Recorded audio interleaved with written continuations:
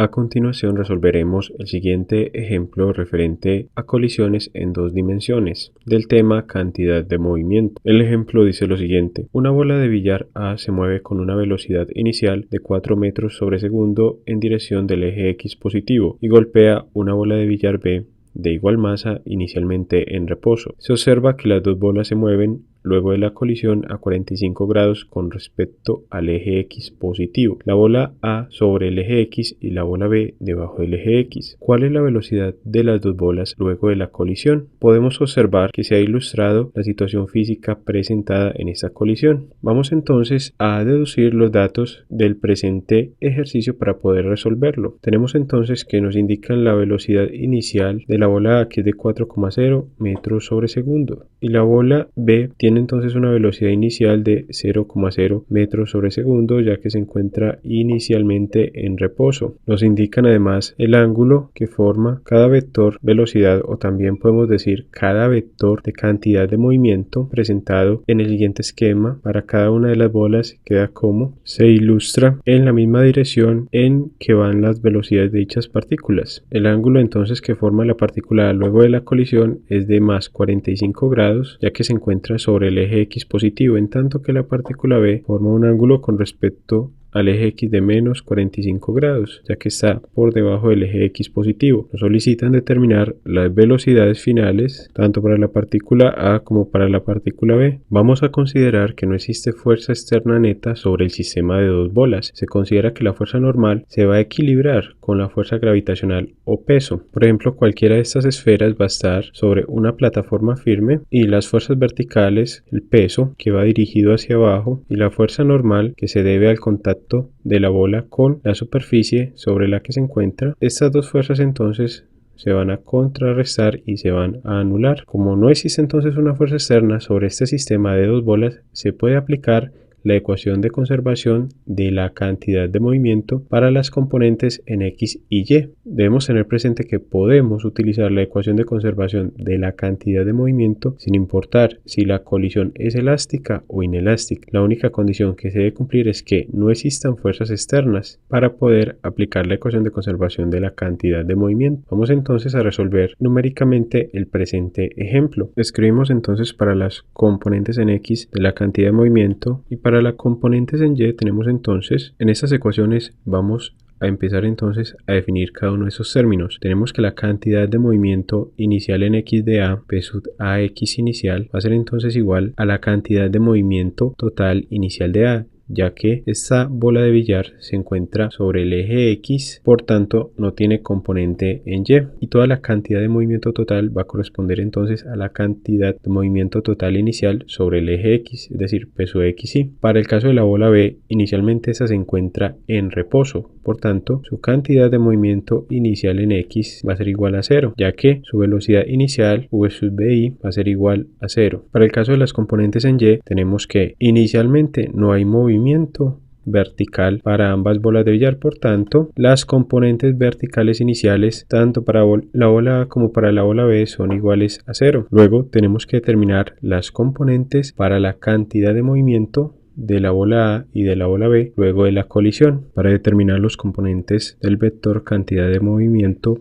para la bola A y para la bola B luego de la colisión, debemos entonces descomponer dichos vectores en sus componentes rectangulares. Tenemos que el vector cantidad de movimiento para la bola A, P sub A, se va a descomponer entonces en su componente vertical P sub AY final, P sub AX final. Asimismo, para el vector cantidad de movimiento final de la bola B, descomponemos dicho vector en su componente horizontal P sub BX F y su componente vertical P sub B YF. Observemos que tenemos triángulos, rectángulos luego de realizar dicha descomposición. Por tanto, podemos relacionar las componentes de la cantidad de movimiento de cada bola con su valor total utilizando funciones trigonométricas. Vamos a emplear entonces la función seno del ángulo θ sub AF, que es de 45 grados, igual a cateto opuesto P sub AY F sobre hipotenusa, y podemos observar que la hipotenusa de este triángulo rectángulo es la cantidad de movimiento total final de la bola A. Por tanto, de esta expresión tenemos que P sub AY F, la componente vertical de la cantidad de movimiento final de la bola A, va a ser igual a la cantidad de movimiento total de la bola A final por el seno del ángulo que forma con respecto al eje X. Vamos a emplear la función coseno de θ sub AF, que va a ser igual al cateto adyacente P sub AXF sobre la hipotenusa, que es P sub AF. Y obtenemos entonces que la cantidad de movimiento final en X de la bola A va a ser igual a la cantidad de movimiento total de A por el coseno del ángulo que forma con respecto al eje X. De igual modo vamos a determinar las componentes horizontal y vertical para el vector cantidad de movimiento final de la bola B. Luego de aplicar las funciones seno y coseno para determinar las componentes rectangulares del vector cantidad de movimiento final de la bola de billar B, tenemos entonces expresiones similares a las obtenidas para las componentes rectangulares de la bola de billar A. Estas expresiones entonces las vamos a reemplazar en las ecuaciones anteriores, las cuales vamos a denominar como la ecuación número 1 y ecuación número 2, y vamos a obtener que estas son iguales a las siguientes expresiones, en las cuales podemos observar que hemos expresado las componentes en X y Y de la cantidad de movimiento en términos de las cantidades de movimiento total final tanto para la bola A como para la bola B y el ángulo que forman respecto al eje X positivo. Debemos recordar también que por la definición de cantidad de movimiento lineal, la cantidad de movimiento inicial de la bola A va a ser igual a su masa por su velocidad inicial. Del mismo modo, la cantidad de movimiento final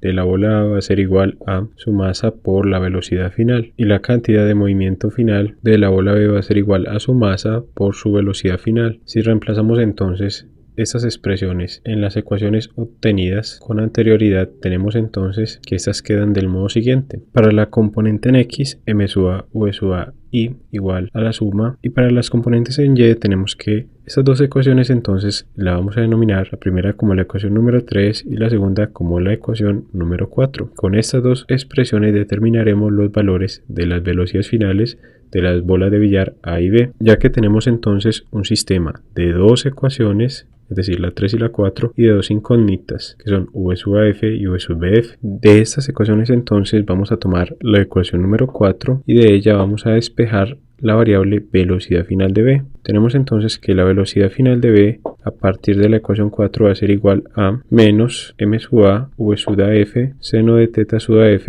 sobre m sub b seno de θ sub bf. Como las masas de ambas bolas de billar son iguales, podemos cancelarlas y recordemos que conocemos los valores de los ángulos que forman ambas bolas de billar. Por tanto, tenemos que esta expresión nos queda como, y de esta expresión entonces debemos tener presente que el seno de un ángulo negativo, por ejemplo, seno de menos θ, va a ser igual a menos seno de θ. Por tanto, esta expresión nos queda como menos seno de 45 grados. De este modo podemos cancelar el signo menos y cancelar seno de 45 grados con seno de 45 grados. Y vamos a obtener la siguiente expresión, que la velocidad final de B va a ser igual en magnitud a la velocidad final de A. Luego vamos a reemplazar esta expresión, que vamos a denotar como la expresión número 5, en la ecuación número 3, y obtenemos entonces lo siguiente: una expresión similar a la ecuación 3, pero en este caso hemos reemplazado v sub bf por v sub af. De esta expresión observemos que podemos cancelar las masas de las bolas de billar, ya que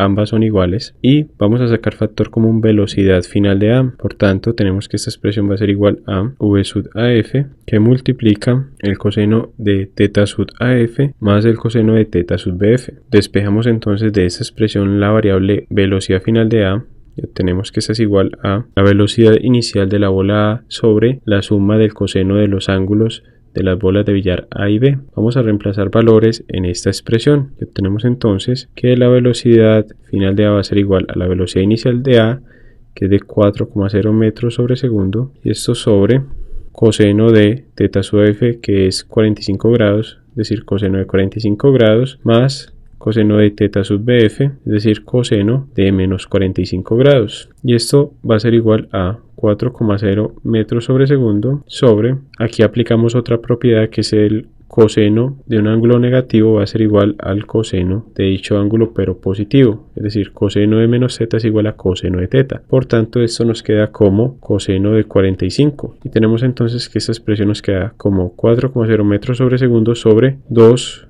veces el coseno de 45 grados. Continuando la resolución de esta expresión nos queda 4 sobre 2, es decir, 2,0 metros sobre segundo sobre el coseno de 45 grados, que lo vamos a determinar del modo siguiente. Recordemos que el vector cantidad de movimiento final de la bola A y asimismo el de la bola B forman un triángulo rectángulo cuando se descomponen en sus componentes rectangulares. Por ejemplo, para el caso de la cantidad de movimiento de la bola de billar A, tenemos que el ángulo que forma la cantidad de movimiento total final con respecto al eje X es de 45 grados. Vamos a considerar entonces que los catetos de este triángulo rectángulo van a tener el valor de la unidad, es decir, P sub A YF va a tener el valor de 1 en magnitud, lo mismo que P sub A XF. Por tanto, la hipotenusa va a corresponder a la magnitud del vector cantidad de movimiento total final de A, es decir, H, que recordemos que se determina a partir del teorema de Pitágoras como la raíz de la suma de los cuadrados de los catetos. Por tanto, tenemos que esto es igual a la raíz cuadrada de 1 a la 2 más 1 a la 2 igual a la raíz de 1 más 1 igual a la raíz de 2. Este es el valor entonces de la hipotenusa. Raíz de 2 para un triángulo rectángulo que tiene sus dos ángulos agudos iguales. Recordemos que para determinar el valor de un ángulo interno de un triángulo, la suma total de los ángulos internos de un triángulo es igual a 180 grados. Por tanto, si desconocemos el valor de uno de esos ángulos, pero conocemos el de los demás, por ejemplo, sabemos que un ángulo agudo mide 45 grados, tenemos que es un triángulo rectángulo, por tanto tiene un ángulo de 90 y desconocemos el valor de alfa, entonces despejamos el valor del ángulo alfa y esto nos dará un valor de 45 grados luego de efectuar las operaciones aritméticas correspondientes. Por tanto, para este caso tenemos los siguientes valores de los lados del triángulo rectángulo y de los ángulos internos. Con esta información entonces podemos determinar sin necesidad de una calculadora el valor del coseno de 45 grados. Recordemos que la función coseno de un ángulo, en este caso de 45 grados, va a ser igual al cateto adyacente, que tiene una magnitud de 1, sea cual sea el ángulo que escojamos, sobre la hipotenusa, cuyo valor es de raíz de 2. Por tanto, en la expresión que estamos desarrollando vamos a reemplazar dicho valor de coseno de 45 grados, es decir, 1 sobre raíz de 2, y esto nos da igual a 2,0 metros sobre segundo que multiplica la raíz de 2. Esto nos da entonces un valor final de la velocidad final de A igual a 2,828 metros sobre segundo, que es igual a su vez al valor de la velocidad final de la bola de billar B, por la expresión que obtuvimos con anterioridad. Hemos resuelto entonces el presente ejemplo referente a colisiones en dos dimensiones.